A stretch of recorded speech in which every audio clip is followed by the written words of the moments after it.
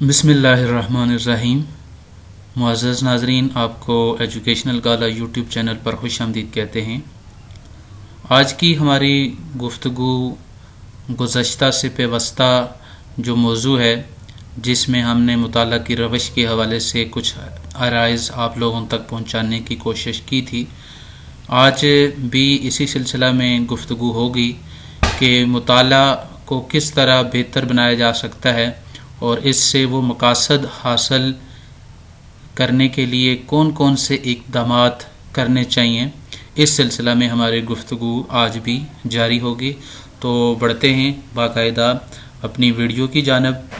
آج ہم نے جس چیز کو سب سے پہلے ڈسکس کرنا ہے وہ ہے ذہنی ارتکاز۔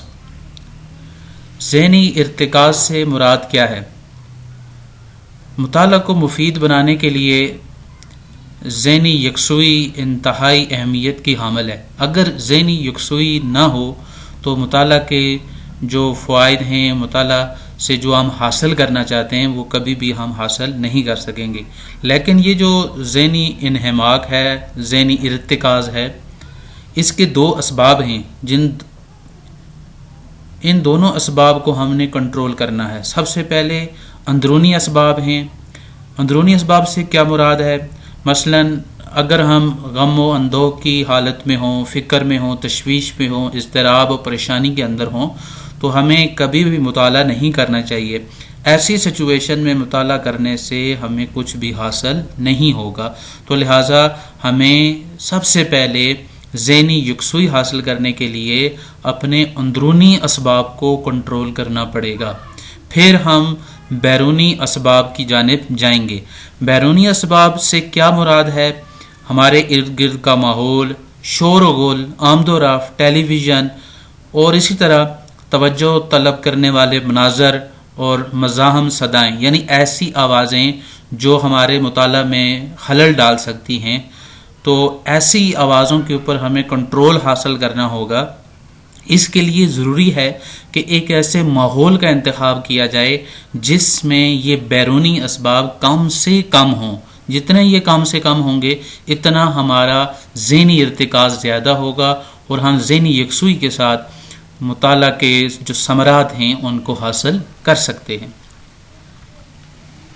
اگلا جو پوائنٹ ہے وہ انتہائی اہمیت کا حامل ہے۔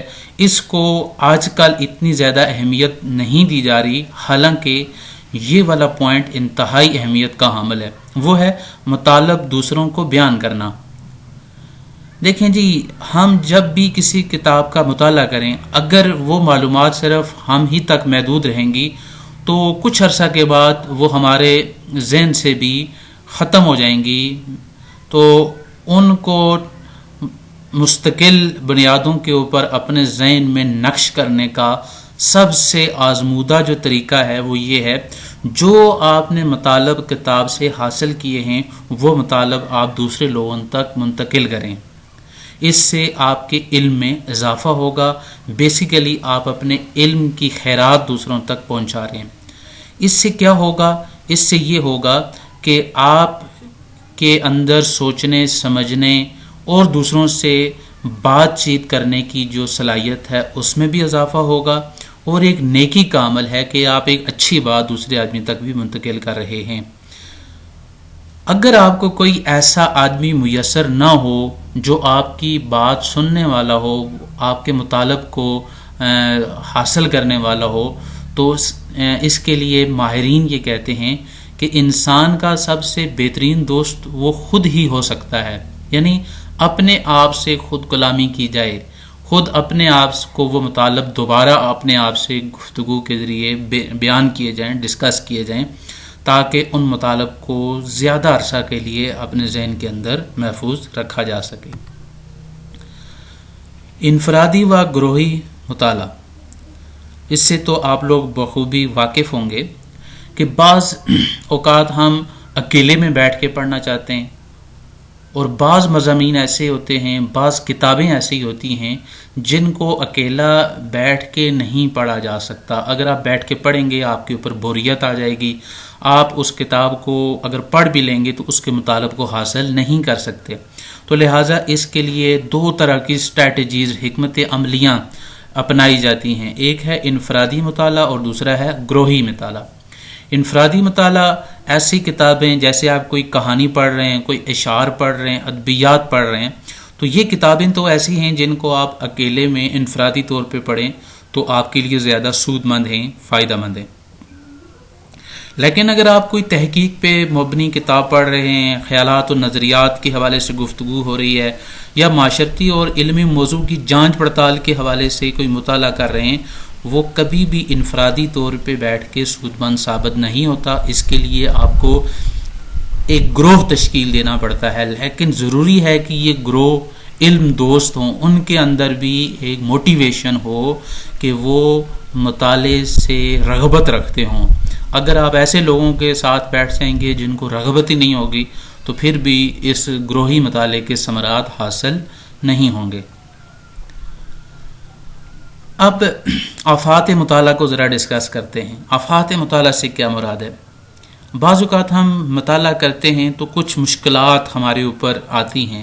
سب سے پہلے مشکل یہ ہے خود مطالعہ کی رغبت کا فقدان ہے کہ ہم اتنے زیادہ موٹیویٹڈ نہیں ہوتے، تو اس کے لیے ضروری ہے کہ ہمیں ان فیکٹرز کو، ان عوامل کو کنٹرول کرنا چاہیے جو ہمیں مطالعہ سے دور کرنے کی کوشش کر رہے ہیں۔ دوسرا جو پوائنٹ ہے وہ ہے حیرت و سرگردانی میں مطالعہ۔ آپ ذہنی یکسوئی آپ نے حاصل ہی نہیں کی، کوئی آپ نے منصوبہ بندی نہیں کی، آپ اسی طرح اٹھ گئے اور آپ نے کتاب اٹھائی اور اسی حیرانگی اور پریشانی کے عالم میں آپ نے کتاب کا مطالعہ شروع کر دیا، تو اس مطالعے کا آپ کو کوئی فائدہ نہیں ہوگا۔ اسی طرح بے مقصد مطالعہ، کیا مطلب؟ آپ ایک کتاب کو پڑھ رہے ہیں، آپ کو پتہ ہی نہیں ہے یہ کتاب میں کیوں پڑھ رہا ہوں، کس مقصد کے لیے پڑھ رہا ہوں، یہ بھی آفت مطالعہ ہے۔ حد سے زیادہ ارادت، اس سے مراد کیا ہے کہ آپ کسی ایک لکھاری کی کتابوں کو پڑھیں اور اسی کے گرویدہ ہو کے رہ جائیں، اور اس کے علاوہ آپ اور کسی کی بات کو، کسی کی رائے کو آپ قبول نہ کریں، تو یہ بھی آفات مطالعہ میں سے ایک آفت ہے کہ آپ کسی دوسرے کے اب نکات کو، کسی دوسرے کی بات کو اب آپ ہضم نہیں کر رہے۔ تو لہٰذا آپ لوگوں کو اس حوالے سے محتاط رہنے کی ضرورت ہے۔ آخری پوائنٹ جو ہے وہ ہے غرور۔ غرور سے کیا مراد ہے؟ اکثر ہم نے دیکھا ہے کچھ حاصل کر لیا ہے، ہم لوگوں کے درمیان بیٹھتے ہیں تو ہم بڑے فخر سے اس بات کا اظہار کرتے ہیں، جی میں نے فلاں کتاب کو پورا پڑھ لیا ہے۔ یہ والی بات انتہائی غلط ہے کہ آپ نے ایک یا چند کتابوں کا مطالعہ کر لیا اور اب آپ چوڑے ہو رہے ہیں، تو یہ ایک آفت مطالعہ ہے کہ آپ کے اندر غرور آ گیا، اور یہ غرور آپ کو خود نمائی میں بھی مبتلا کرے گا اور آپ کو مطالعہ سے دور کرے گا، مطالعہ کے قریب نہیں لے کر آئے گا۔ اب کچھ ضمنی نکات کو ڈسکس کر لیتے ہیں۔ ان کے حوالے سے ہم نے مختصراً بات پچھلے جو نکات ہیں ان کے اندر بیان کی ہے۔ یہاں پہ کچھ نکات انتہائی اہمیت کے حامل ہیں۔ معنوی و روحانی آمادگی پیدا کرنا۔ یاد رکھیں جب بھی مطالعہ کرنے بیٹھیں، جہاں پہ ہم اپنے اندرونی و بیرونی اسباب کو کنٹرول کریں، تو وہاں پر کوشش یہ کرنی چاہیے باوضو ہو کے بیٹھنا چاہیے تاکہ معنوی و روحانی آمادگی کے ساتھ ہم مطالعہ کر سکیں۔ جسمانی حالت معمول پر رکھنا، کیا مطلب کہ اپنی صحت کا خاص خیال رکھا جائے، اور ایسا نہ ہو کھانا کھانے کے فوراً بعد، یا اگر آپ نے بہت زیادہ کھانا کھا لیا ہے تو فوراً آپ مطالعہ کرنا شروع کر دیں، تو یہ والی بات درست نہیں ہے۔ آپ کا ایک ٹائم فریم ہونا چاہیے کہ آپ نے اس ٹائم کے اندر مطالعہ کرنا ہے، مناسب جگہ کا آپ نے اہتمام کرنا ہے، مناسب روشنی ہونی چاہیے، کم روشنی میں مطالعہ انتہائی خطرناک ہے۔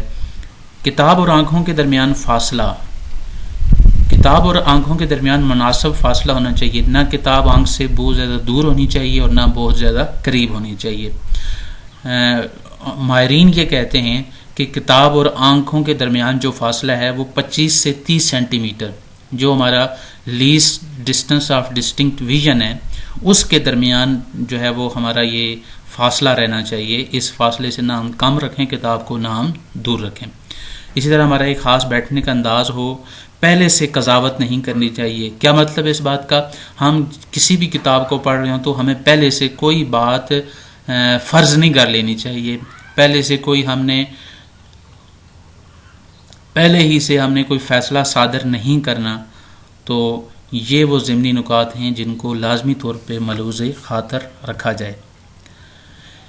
یاد رکھیں کتاب ہماری ایک خاموش دوست ہے، جو خصوصیات ہمارے ایک خاموش دوست کے اندر پائی جاتی ہیں وہی خصوصیات ہماری کتاب کے اندر بھی پائی جاتی ہیں۔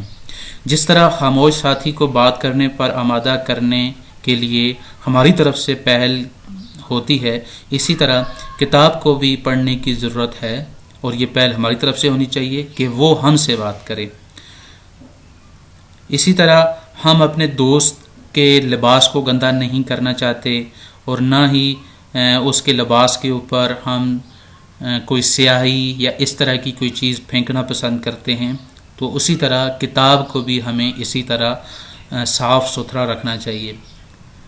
اور اس کے علاوہ دیگر چیزیں جو آپ اپنے ایک دوست کے لیے پسند کرتے ہیں وہی چیزیں آپ اپنی کتاب کے لیے بھی پسند کریں تاکہ آپ کو ثمرات مطالعہ حاصل ہوں۔